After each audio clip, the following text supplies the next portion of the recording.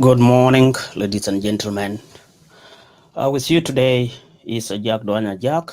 I'm coming from City of Perth. We are live from the City of Perth. This is Kayamba FM. We have not been live in the last few weeks because there has been a series of unfortunate events which were closer to our extended families, which touched many lives, and we were also affected. So we made it a decisions and make it our own responsibility as well uh, to be with the families that were grieving. And the bereaved families, as we all understand, have been undergoing difficult circumstances because in such difficult moment, it's always a good idea to be with the people who need moral and social support. So we have not run our programs for the last 2 Saturdays. And today, we are not going to be live for long. It's going to be a very short programs because I will be introducing a very important topic. So the today topic is going to focus on the role of the diaspora. But before we launch into the topic, we should maybe take just a moment to pass our heartfelt condolences to the families that are mourning. We know our nation is undergoing a difficult moment. Families, people are being affected. There is a continuous loss of lives.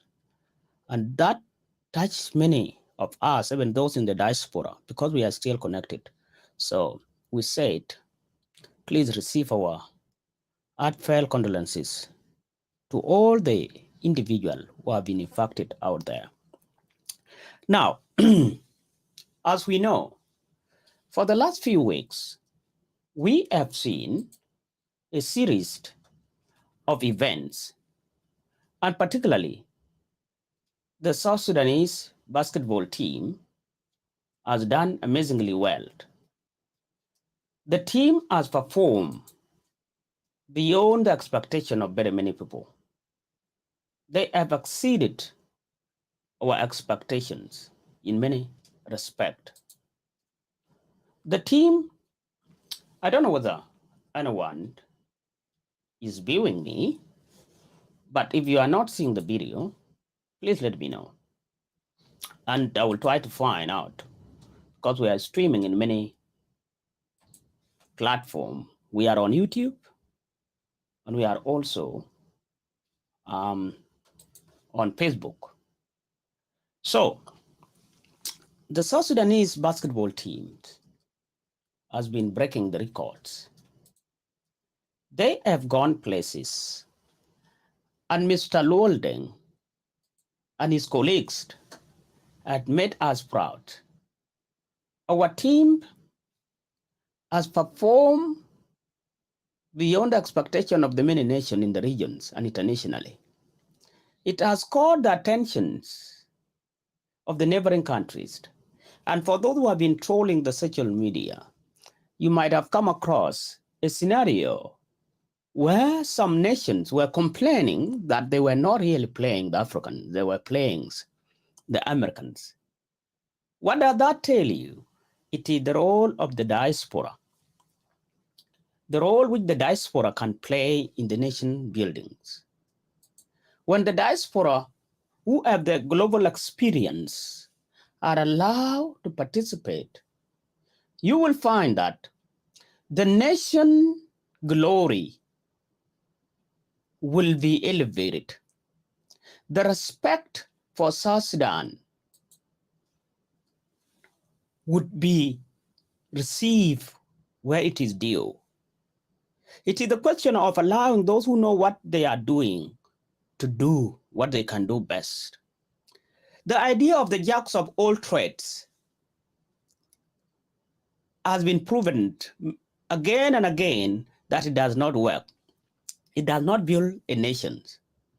When few individuals try to be everywhere, then they don't perform to the optimal levels. But when the right people are allowed to do what they are supposed to do, then the nations would grow. The nation pride goes up. People will be united. There is nothing that has united South Sudanese more than the water of the Nile, as we have seen in recent months, and the support for their basketball. They have shown love for their nation. Therefore, our people love the country called South Sudan. And that was achieved through the participation of our boys. Our young people, led by Luol Deng, they have done amazingly well. The diaspora has always had a role in nation building. There are many examples and incidences where we can show that the South Sudanese diaspora had the skills and the experience to build their own nations. So in the today episodes, I want to challenge the policymakers to learn and build from the strength of the basketball team. What the basketball team did, shown to the nation that South Sudan can be great if the right people are allowed to take the right positions for the sake of the nations. The diaspora has always loved to contribute to the motherland, but the motherlands may not have realized this long enough. Or if it has been realized, then it will leave many people wondering, why has it taken long? Countries like Ghana has made use of a diaspora. Rwanda has made use of a diaspora. There is nothing magical about Rwanda. It is the leadership decision to allow its diaspora to participate in the nation building. And that is exactly what Mr. Luol Deng did. The diaspora coming home is not always an easy thing. There is an illusion that the diaspora come back to take the job of the opportunities. No, it is usually a personal sacrifice. Some of those young people who went back to South Sudan to play and lifted the spirit of the nation, they did that at personal cost. Many of them were living in lavish places. They have given up good jobs, but they went back for the love of the nation. So the idea that the diaspora is coming for jobs or to do, no. The diaspora has always sacrificed a lot, because imagine this. If you live from OECD country and a diverse nations and go to a country where you can easily be susceptible to waterborne diseases, to pesticides diseases like malaria and other diseases, it means you are taking a risk for the lives of your country. And all those young men, they have given more for the sake of the nation. There is nothing is forcing them to go there. So the diaspora has always played a role. Now, what I want to highlight again is this. Look at this chart. In difficult consulting, the consultancy that I lead, we run the numbers. And if you look at the chart, the South Sudan GDP, and I think we'll share the screen to demonstrate this, because I just want to show to you that the diaspora can always do good thing for the nations if it is allowed to participate, if it is enabled to participate. Now, look at this chart here. I just want to demonstrate to you that the diaspora is there for the greater good of the nations. Okay? What the diaspora normally bring to the table is bigger than what many of you think. From 2012 to 2022, I have tabulated and graphed the gross domestic products of South Sudan, which is the measure of the economy of the nations. Yes, it may be the crude form of measuring, but it is a golden number to the leaders of every nation. It is a golden number to the economist. It is how you measure how your economy is expanding or contracting. When the economy is contracting, then you are going through a processes that constrain the economic activities. And when the growth goes to the negative below zero, then they normally refer to it as recessions. And when it gone to another recession in a row, then you are approaching technically a depression. So 3 recessions in a row would mean the economy is depressing. And if it is zero, you have stagnate, no growth. And when it is more than zero in terms of percentages, then you said your economy is growing. The GDP of the nations is increasing. That is the measure of the economy. Now, from our sources, and we pull this data from the tradingeconomic.com, the GDP of South Sudan, and we express it in terms of the remittances, the money which the diaspora is contributing to the economy of South Sudan. In 2013, just before the war, when the budget of South Sudan was read in 2013, before the government was dissolved, and then before the war started in December, the South Sudanese in the diaspora were contributing about 6% to the national economy. Now, that 6% to the national GDP, which was in 2013, the national GDP of South Sudan was 18.4 billions. So the dollars you see here are in millions. So you have to multiply it by 1,000. So 18.4 billions, okay, was the GDP of South Sudan.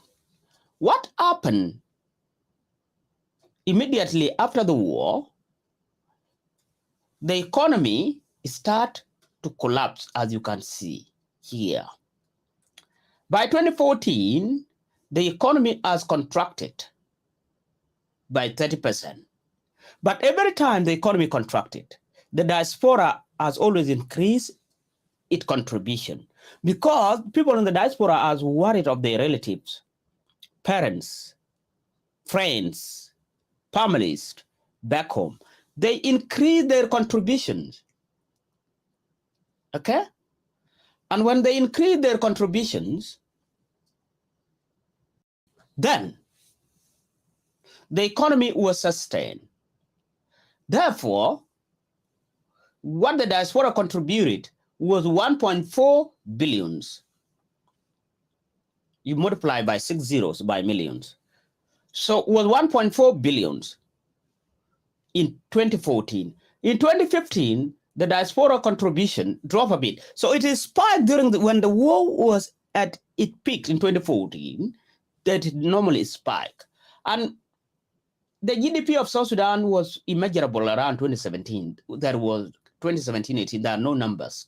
But in 2019 until 2022, you can see that the diaspora is contributing roughly 1.1 billions to South Sudan. As you can see here, we are talking in terms of multiplied by power of 10 to the power of 6. Okay? That is the economy of South Sudan. So, without the diaspora, to tell you the truth, the economy of the nation would have collapsed. Well, the economy collapsed. That is the fact. But there would have been chaos. Okay? There would have been chaos in the Republic of South Sudan if the diaspora was not doing its contribution. That is the message today. And we call it Know Your Expert. Why do we say the role of people with experience and expertise matters? It has been demonstrated again and again. We have seen the history of Rwanda. After the 1994 tragic death of hundreds and hundreds of thousands of people, which became the genocide, a lot of Rwandans were scattered all over the world. They went back to their nation to contribute in the building of the economy. Ghana took back about 20,000 nurses. Kenya has always utilized its diaspora, and that is why they even participate and do vote in every election. Of course, the South Sudanese diaspora participate in the referendums. They have their say on the future of South Sudan. So I'm just introducing and we'll go deeply into what the diaspora can contribute. We have seen in the area of sport, South Sudan has an opportunity to market its services. You have seen in the Olympic a year ago, when the South Sudan in the diaspora, from the US, in Australia, in Canada, they were representing their new nations. But then they were proudly carried the flag of South Sudan to demonstrate that they love their country. And that is why young people, the like of Luol Deng and his friends, went back home to do their part. The diaspora is willing to contribute, to support the growth of the nation. It is up to their nation to open its arm, make it attractive for the diaspora to go. And when I say make it attractive, is allow people who know what to do it best. Do not wink everything. It is bad for the nation and is usually poorly reflecting on our country. When people who don't know what to do pretend to represent a nation among other nations, it is usually poorly reflected on the people of the South Sudan. Because when you allow people who don't know what they are doing to represent the country, you are telling us those are the best. No. South Sudanese are breaking record everywhere they have gone. In Australia, in Canada. In Australia, we have the best doctors. We have some of the best engineers. We have some of the best lawyers. In the US, we have some of the best scientists, some of the best lawyers, some of the best engineers, some of the best medical doctors. Same in Canada, same in UK, everywhere. And they are all looking to go back to go and contribute to their nation, like Luol Deng did. Now,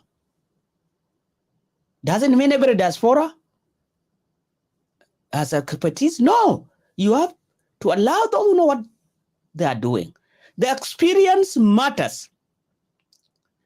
It is bad for the people to go and experiment on the nation. Let the nation be built by the citizens who are willing to contribute willingly and to do the right thing for the love of the nation, not the rent seekers. The reason I gave example of the basketball team, some of the people who went there, they are not rent seekers. They did not go there to loot. They did not go there to get money. They went there to contribute. The rent seekers are those one who go there with the attitude of going to make themselves rich. That is not what we want. We want people who go there to go and contribute like this, people will sacrifice. The diaspora is always willing to sacrifice a lot, as we demonstrate. If we can contribute about $1 billion a year to the economy of South Sudan, what else do you think they cannot do? Without the diaspora, the economy would have collapsed long time ago. Yes, we know there are all signs and indicators of a non-functioning economy. But to tell you the truth, the diaspora is contributing more than what is expected, 35% of the current GDP. In 2022, the GDP of South Sudan is projected to be $2 billion. Okay? $2 billion. And the $2 billion, it's a serious contraction. If you compare in 2013, the economy, in 2013, the economy of South Sudan has a GDP of 18.4 billions. By 2016, it contracted to $3 billion, the GDP. And 2021, after this, the repartized peace agreement, after all the warring parties, all the protagonists went back to Juba to form the government in 2018. You see the sign of economy is slowly coming back.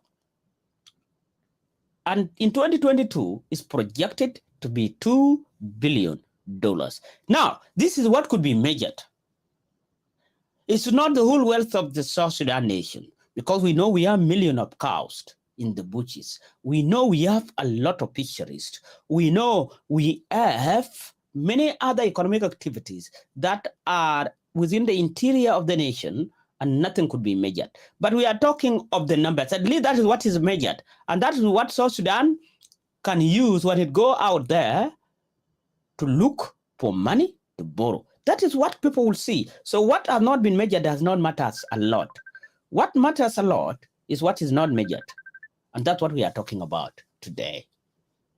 In conclusion, we'll come back next week with a number of presenters to discuss the contribution of the diaspora from the social perspective, from economic perspective, from cultural perspective, which is like the sports, from the sporting arena, even politically, and in the education sector. So we will discuss the role of the diaspora and why it is critical that a South Sudan government must institute a concrete policy on how to engage its diaspora. Friend, that is our program for today. And let's say congratulations to our basketball team. They had made us proud. It is the work of the diaspora, and I'm personally happy because they have represented us well. They demonstrate we can do better as a nation, as a country, for the greater good of everyone. And that is what we all need. Thank you for listening today. And I will not go deep, but maybe we should listen to one song. Just a quick one. It's not going to take long.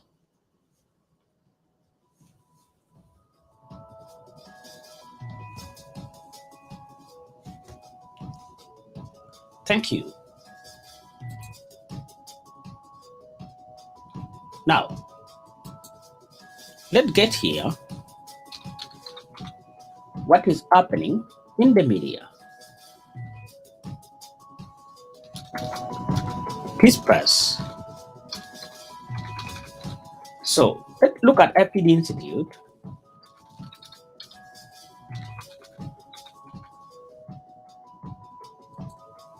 You are listening to Kayamba FM from the city of Perth. This is a Jack Dwanya Jack.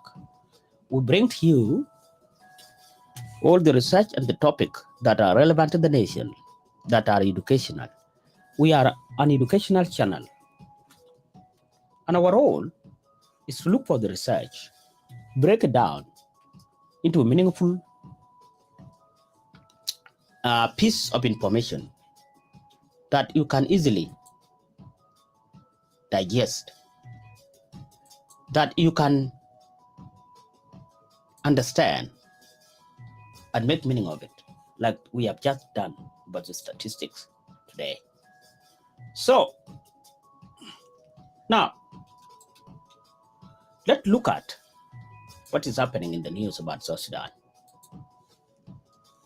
because we have made it our traditions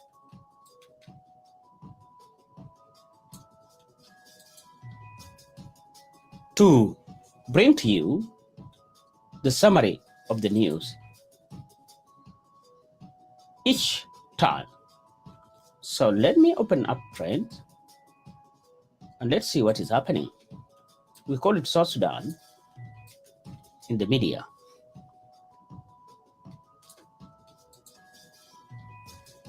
We call it South Sudan in the media.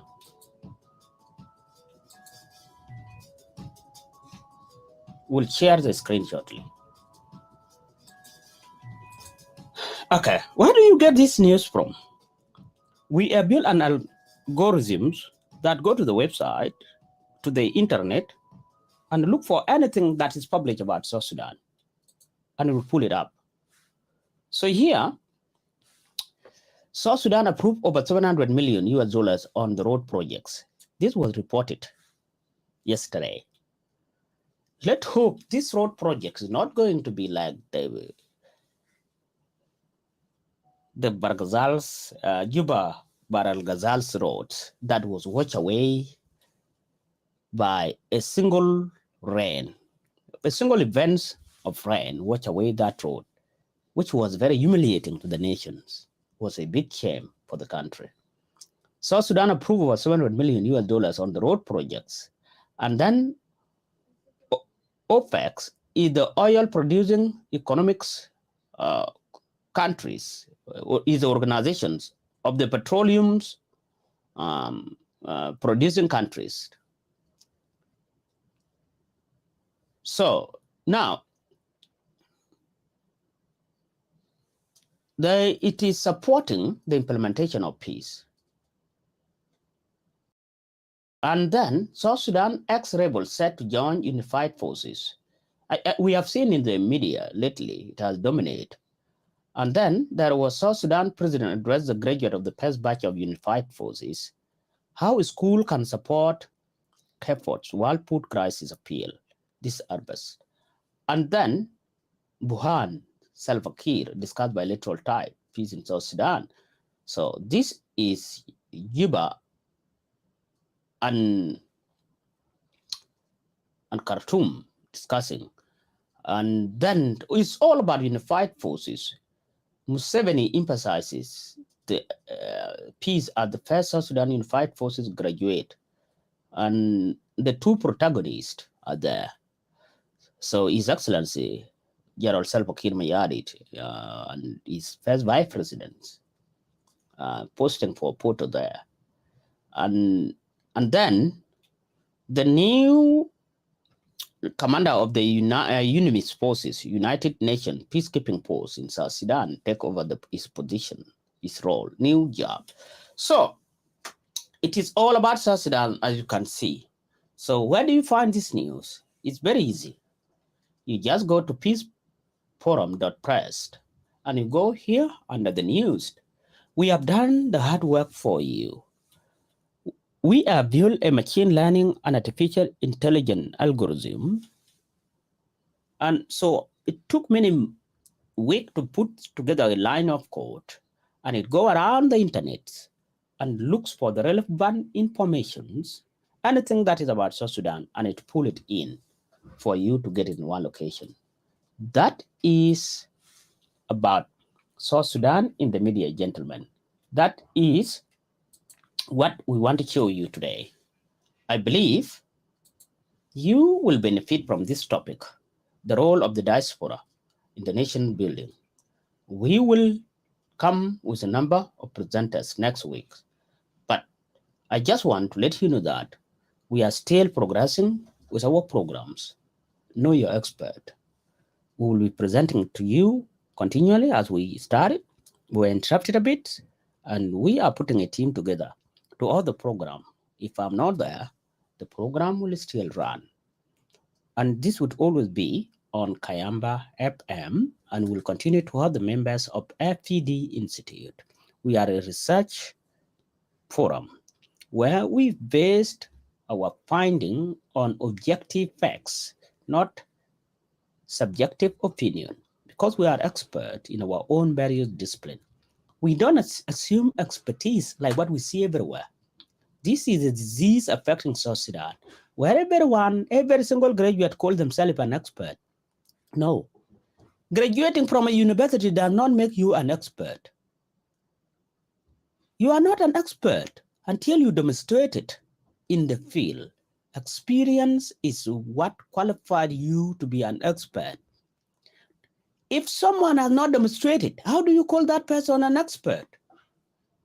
What have they done to qualify them as an expert? The word expertise comes from practicing in the field, experimenting by implementing and using the knowledge as a professionals. Therefore, FED Institute is a research forum made of professional and expert in their various fields that are practicing it. It's not the idea like what you see in South Sudan that everyone who's PhD, people call them a professor. No, they are not. Every graduate from medical school, people start calling him a doctor. No, he's not a doctor. He's just a graduate. Everyone with a low degree, people start calling them a lawyer or Molana. No, he's not a lawyer or Molana until he has the certificate of practicing. Okay? Certificate of practice is what will qualify that person as a lawyer. A graduate from engineering school is not a professional engineer. He's a graduate engineer until he starts practicing as an engineer. A graduate from a school of science, in whatever discipline of science, is not a scientist until he's proven to be a scientist. So stop faking expertise, South Sudanese. You see, South Sudanese has faked things for many years until, even in the sport, until someone like Luolding comes in and start to fix it. And now when the people who know their games comes in, you can see the result. And we are all proud of them. Why can't we be proud of every other sector? It is when you allow the fake people who are there to loot, the rent seekers to occupy a position of service, to be the position of self-service. That is when you see problems. And in fact, they're destroying the presidents. When the president say, I don't have people who work, but I have people who know how to eat, he was right. Now, you can see the basketball team. Even those who have been trying to loot are happy now. They can see what the basketball team can do. Let the expert be expert. Stop winking it. Stop faking it. And I'm very pleased with the basketball team, and congratulations to Luoldeng, congratulations to His Excellency the President, Salva Kiir Mayardit, congratulations to General Kwalmanyang for showing the support and the love of the Judge Al-Amr. By the way, Kwalmanyang is the person which the Judge Al-Amr look upon him. He has been like their father. General Kwal has been the father of Judge Al-Amr. So well done, Luoldeng. Well done to Judge Al-Amr. Well done to His Excellency the President. Well done to the people of South Sudan. And well done to the people in the diaspora who have sacrificed to show the love for their country. Have a good weekend, fellow South Sudanese. And may God continue to bless the Republic of South Sudan. Thank you for listening to Kayamba FM. I am Jack Duan Ajak.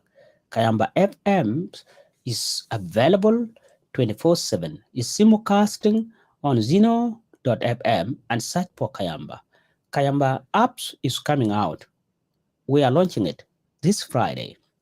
This coming Friday, Kayamba FM will go live. And by the way, don't forget, these services are being supported by Dufico Consulting, which is having a Dufico education program. And we are in affiliation with FED Institute. And our expert would always bring to you a well researched, well thought it publication for you to digest and learn from it. Thank you and have a good weekend. Enjoy this song.